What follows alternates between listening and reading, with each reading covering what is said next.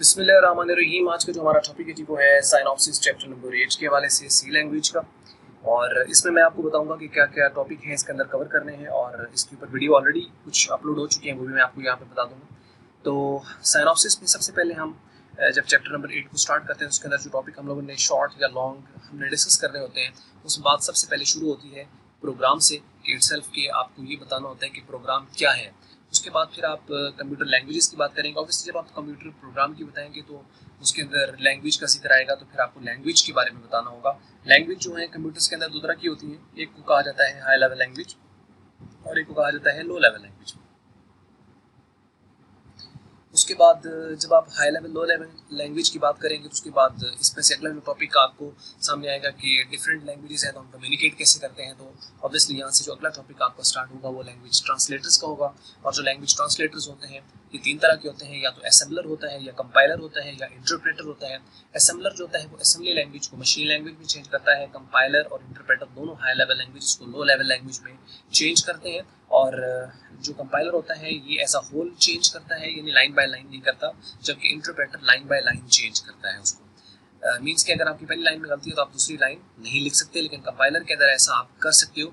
अगर आपने पहली लाइन में गलती कर दी है तो चूंकि वो कंपाइल होता ही नहीं है, एट द एंड आप जब प्रोग्राम कंप्लीट कर लेते हो तो उसकी कंपाइलेशन होती है। इसमें स्टेटमेंट की या जो कमांड होती है उसकी इंटरप्रिटेशन होती है, यानी इसको इंटरप्रेट करता है।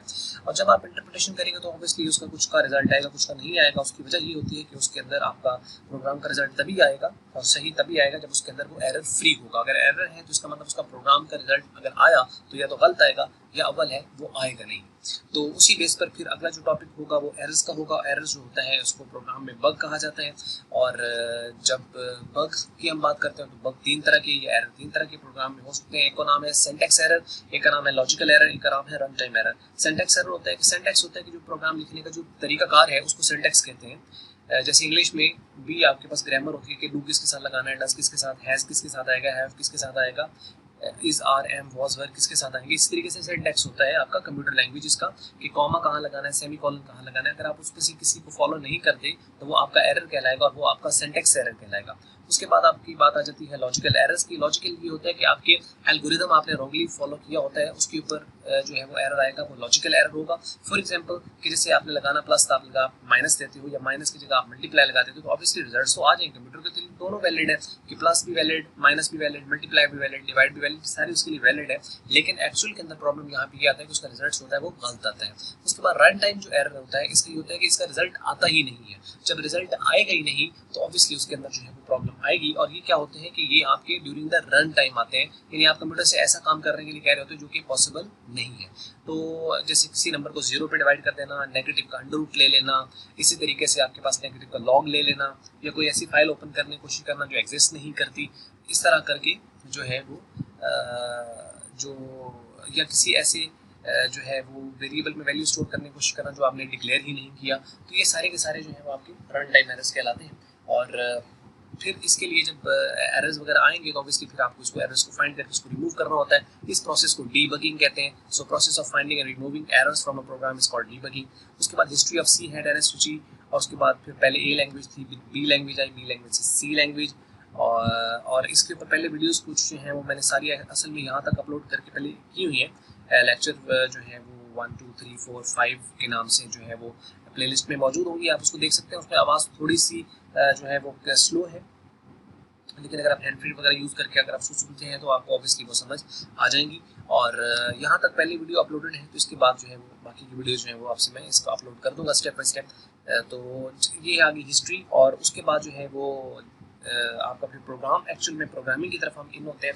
यहाँ तक जब आप बात कर लेते हो, एरर्स की भी हो जाती है, ट्रांसलेटर्स की भी हो जाती है, प्रोग्रामिंग लैंग्वेजेस की भी हो जाती है, प्रोग्राम की भी हो जाती है, तो उसका अगला जो स्टेप शुरू होता है वो अब आपका है कि प्रोग्राम अब लिखना कैसे है सी लैंग्वेज के अंदर। इससे कुछ स्टेप्स होते हैं, राइटिंग से लेकर एग्जीक्यूशन तक के कुछ स्टेप्स हैं जो कि सी लैंग्वेज फॉलो करती है। वो आपके 5 स्टेप में सी लैंग्वेज का प्रोग्राम जो है वो चलता है। और वो किस तरीके से होता है कि सबसे पहला उसका जो स्टेप होता है वो होता है कोडिंग, कोड, ठीक है, यानी आप जो प्रोग्राम लिख रहे हो उसकी कोडिंग होती है।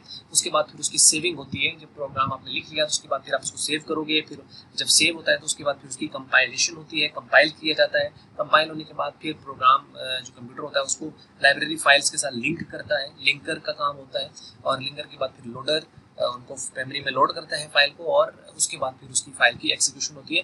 यहाँ पे यानी दो काम हो जाते हैं, लोडिंग का ऑब्वियसली, एग्जीक्यूशन से पहले लोडिंग और लोडिंग के बाद एग्जीक्यूशन। तो मीन्स कि एक्चुअल में ओवरऑल 5 स्टेप्स हैं, यानी सबसे पहले प्रोग्राम का लिखना, फिर उसका महफूज करना, सेव करना, फिर उसका कंपाइल करना, कंपाइलिंग के दौरान लिंकिंग होना, और फिर उसकी एग्जीक्यूशन होना। जब एग्जीक्यूशन होगी तो फिर उसका रिजल्ट आ जाएगा। तो ये ओवरऑल इसके स्टेप्स हैं। और उसके बाद फिर ये तो हो गया कि जब हमने प्रोग्राम लिख दिया तो उसके बाद जो है वो क्या स्टेप होंगे और अल्टीमेटली एग्जीक्यूशन तक का प्रोसीजर कैसे चलता है, ये तो बैक एंड पे है ना। लेकिन अब है कि प्रोग्राम सी लैंग्वेज का लिखा कैसे जाएगा, क्योंकि लिखना असल में तो यही है, कोडिंग, राइटिंग अ प्रोग्राम है ना, any high level language is called coding. तो एक्चुअल में कोडिंग जो है वो काम है, वो कैसे किया जाएगा वो आपको इस टॉपिक के अंदर मिलेगा, जिसको कहा जाता है structure of the basic C program. जो सी प्रोग्राम जो आप लिखते हो उसका स्ट्रक्चर क्या है, स्ट्रक्चर से क्या मुराद होगा, यानी यहाँ पे कौन कौन सी चीज़ें पहले लिखी है, फिर उसके बाद कौन सी लिखनी है, ये राइटिंग की एक्सपेंशन है, ये कोडिंग की एक्सपेंशन है। एक्चुअल में ये कोडिंग है। तो कोडिंग 3 स्टेप्स में की जाती है, यानी सबसे पहले उसकी प्री प्रोसेसर डायरेक्टिव्स लिखी जाती हैं, फिर मेन फंक्शन दिया जाता है, फिर उसकी बॉडी ऑफ द प्रोग्राम होती है। बॉडी ऑफ द प्रोग्राम के अंदर सी की स्टेटमेंट्स वगैरह होंगी, और कुछ एक्सिक्यूटेबल, कुछ नॉन एक्सिक्यूटेबल जैसे कि रिमार्क स्टेटमेंट, एक्सिक्यूटेबल स्टेटमेंट वो नहीं होती।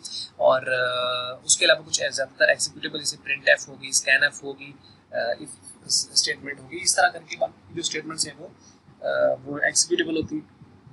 वेरिएबल जो डिक्लेयर किए जाते हैं, डिफाइन किए जाते हैं, वो भी इसकी बॉडी के अंदर ही होते हैं। कैलकुलेशंस वगैरह जो है वो बॉडी के अंदर की जाती है। एक्चुअल में ये जो बॉडी ऑफ द प्रोग्राम होता है ये आपको डिफाइन करता है कि एक्चुअल आपका जो प्रोग्राम है वो क्या करेगा। बॉडी वेरी करती है, pre processor directives usually fixed है, मेन फंक्शन यूजुअली फिक्स है, ये हर प्रोग्राम में लिखा जाता है, लेकिन बॉडी वेरी कर जाती है। असल में बॉडी वेरी करेगी प्रोग्राम की, तो उसका जो एक्सिक्यूशन होगा, जो उसका रिजल्ट होगा वो वेरी कर जाएगा। यानी उसका जो रिजल्ट है वो एक्चुअल में डिपेंड कर रहा है उसकी बॉडी के ऊपर। डिफरेंट प्रोग्राम डिफरेंट रिजल्ट्स क्यों देते हैं, क्योंकि बॉडी डिफरेंट होती है, इसलिए नहीं क्योंकि प्री प्रोसेसर डायरेक्टिव डिफरेंट होती है, इसलिए नहीं कि उसका मेन फंक्शन डिफरेंट होता है, इसलिए बल्कि कि उसकी जो बॉडी है एक्चुअल में वो डिफरेंट होती है। तो जिस तरह की आप पैरामीटर्स उसको दोगे वैसा आपके पास रिजल्ट आएगा। ये है ओवरऑल चैप्टर, मैंने आपको ब्रीफ सा इसका साथ साथ बता भी दिया है, और वीडियोस पहले जो है वो हिस्ट्री तक मौजूद है। बाकी के दो जो हैं जो कि बहुत इंपॉर्टेंट टॉपिक है, और ये कई बार बोर्ड के अंदर पूछा जा चुका है, ये क्वेश्चन डेवलपिंग सी प्रोग्राम्स, जिसको स्टेप वाइज अप्रोच कहा जाता है, और how to write a C program, जो कि structure of the basic C program है,